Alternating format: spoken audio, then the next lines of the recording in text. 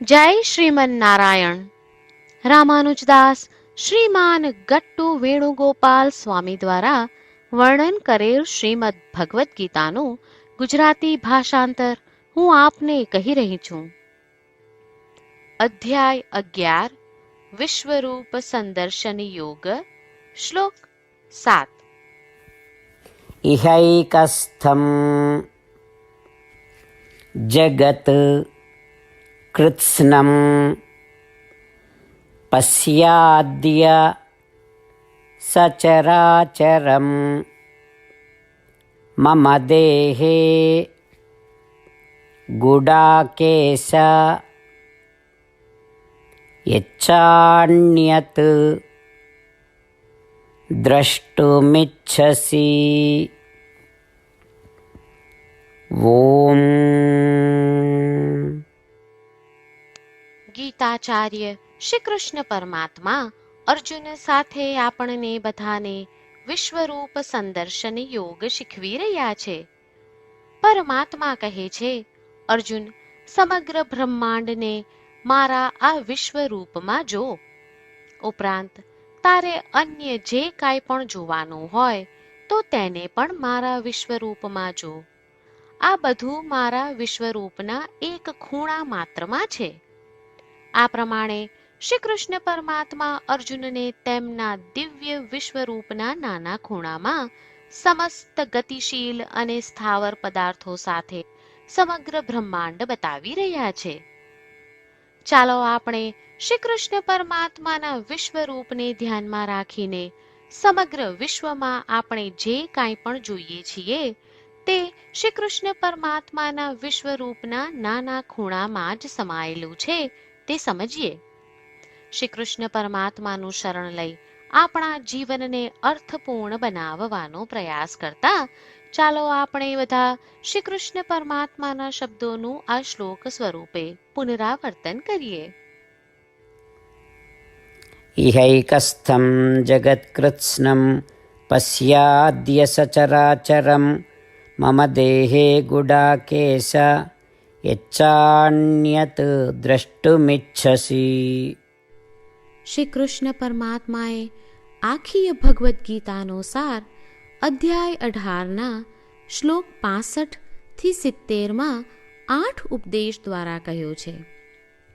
શ્રી કૃષ્ણ કહે છે, જે મારા આ 8 ઉપદેશ અનુસરે છે તે મને પ્રિય છે. એ સર્વે ભક્તોનું હું બધી જ રીતે રક્ષણ કરીશ. શ્રી કૃષ્ણ પરમાત્મા પાસેથી આખી ભગવદ્ ગીતા સાંભળ્યા પછી અર્જુન કહે છે, કરિષ્યે વચનમ તવ.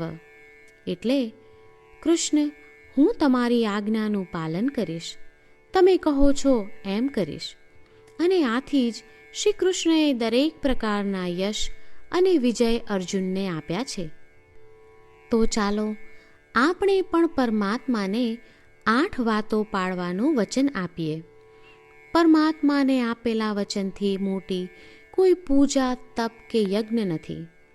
8 પ્રતિજ્ઞાઓ જે આપણે લેવી જોઈએ તે હું હવે કહું છું. આપ સૌ પણ એનો મન અને હૃદયથી વિચાર કરો. આ રીતે શ્રી કૃષ્ણને વચન આપતી વખતે આપણે સૌ શ્રી કૃષ્ણની હસતી મુખમુદ્રાનો મનમાં વિચાર કરીએ અને પરમ આનંદનો અનુભવ કરીએ. જય શ્રીમન નારાયણ. આપણા 8 વચનો આ પ્રમાણે છે. આપણું પહેલું વચન, હે શ્રીમન નારાયણ, તમારા ઉપદેશ પ્રમાણે હું હંમેશા તમારું ધ્યાન અને ચિંતન કરીશ. આપણું બીજું વચન, હે શ્રીમન નારાયણ, તમે કહ્યું છે તેમ હું સદાય તમારી ભક્ત રહીશ. આપણું ત્રીજું વચન, હે શ્રીમન નારાયણ, હું મારા કર્મો તમને સંતોષ થાય તેમ અને તમારી સેવા માટે કરીશ. આપણું ચોથું વચન, હે શ્રીમન નારાયણ, તમે અનુસરવા કહ્યું છે તેમ મને પૂર્ણ શ્રદ્ધા છે કે હું તમારી છું. હું સદાય મારા હાથ જોડી તમને નમસ્કાર કરીશ, તમારી ભક્તિ કરીશ. આપણું પાંચમું વચન, હે શ્રીમન્નારાયણ, હું તમારા શબ્દો યાદ કરું છું. મામેકમ શરણમ વ્રજ. તમે તમારી શરણમાં આવવા કહ્યું છે. શ્રીમન્નારાયણ, હું માત્ર તમારા જ શરણમાં છું. આપણું છઠ્ઠું વચન. હે શ્રીમન્નારાયણ, આપે કહ્યું છે મા શુચ. તમે અમને આશ્વાસન આપી શોક ન કરવા માટે કહ્યું છે, તો હું દુઃખી નહીં થાઉં, શોક નહીં કરું. આપણું સાતમું વચન. હે શ્રીમન્નારાયણ, અમારા કલ્યાણ અર્થે આપે શ્રીમદ્ ભગવદ્ ગીતા રૂપી આશીર્વાદ આપી અમારા સૌ પર કૃપા કરી છે, તો હું દરરોજ ઓછામાં ઓછો એક શ્લોક વાંચીશ અથવા સાંભળીશ એવો સંકલ્પ લઉં છું. આપણું આઠમું વચન. હે શ્રીમન્નારાયણ, હું ગીતાના દૈવી શબ્દો એ ભક્તો સુધી પહોંચાડવાનો પ્રયત્ન કરીશ જેઓ ગીતાથી અજાણ છે. હે શ્રીમન્નારાયણ, તમે કહ્યું છે તેમ કરીશ, તમે કહ્યું છે એમ વર્તીશ અને તમારા માટે જ કર્મ કરીશ. શ્રીમન્નારાયણને આપેલું વચન કે દરરોજ તમે કહ્યું છે એમ કરીશું, એ જ એક મહાન પૂજા છે. તો ચાલો આપણે સૌ દ્રઢ શ્રદ્ધા સાથે પ્રભુ પાસે એક સંકલ્પ લઈએ.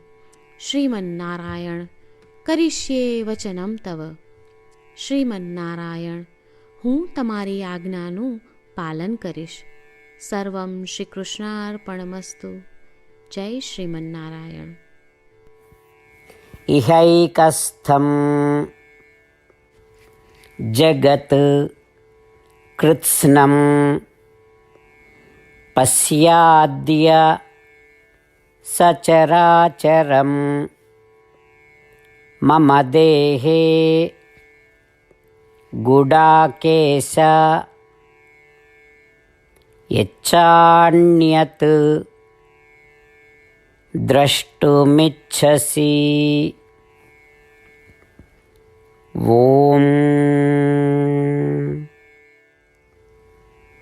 ઇહૈકસ્થં જગત્કૃત્સ્નં પશ્યાદ્ય સચરાચરં મમ દેહે ગુડાકેશ યચ્છાન્યત દ્રષ્ટુમિચ્છસી. જય શ્રીમન્નારાયણ. તમામ ભક્તોને ખાસ વિનંતી. આપણા જીવનની દરેક બાબતોમાં આપણે તાત્કાલિક અને અસરકારક પરિણામો ઈચ્છીએ છીએ. આ પ્રાપ્ત કરવા માટે ચાલો દરરોજ 1 મિનિટ ફાળવીએ અને નારાયણાસ્ત્રમ વાંચીએ. નારાયણાસ્ત્રમ મેળવવા માટે તેની વેબસાઇટ જે www.narayanaastram.org છે તેના પર જાઓ અને રજિસ્ટ્રેશનમાં તમારું નામ અને ઈમેલ આપો. તમે આપેલા ઈમેલ પર તમને નારાયણાસ્ત્રમ PDF પ્રાપ્ત થશે. PDFમાં રામાયણનો 1 શ્લોક, ગીતાનો 1 શ્લોક અને એક વિષ્ણુ નામ છે. આ 3ને નારાયણાસ્ત્રમ કહેવામાં આવે છે. દરેક વ્યક્તિને આ શ્લોકોનું અલગ અલગ સંયોજન પ્રાપ્ત થાય છે. જ્યારે દરેક વ્યક્તિ 24,000 ભક્તો સાથે તેમના નારાયણાસ્ત્રમને દરરોજ વાંચે છે અથવા સાંભળે છે, ત્યારે સમગ્ર રામાયણનું 1 વાર પારાયણ, શ્રીમદ્ ભગવદ્ ગીતાનું 33 વાર પારાયણ અને વિષ્ણુ સહસ્ત્ર નામનું 24 વાર પારાયણ રોજ પૂર્ણ થાય છે. આ એક અદ્ભુત અને અસાધારણ પરિણામ છે. તેથી તમે અને તમારા પરિવારના સભ્યો તરત જ વેબસાઇટ પર જાઓ અને તમારું નારાયણાસ્ત્રમ મેળવો. જય શ્રીમન્નારાયણ.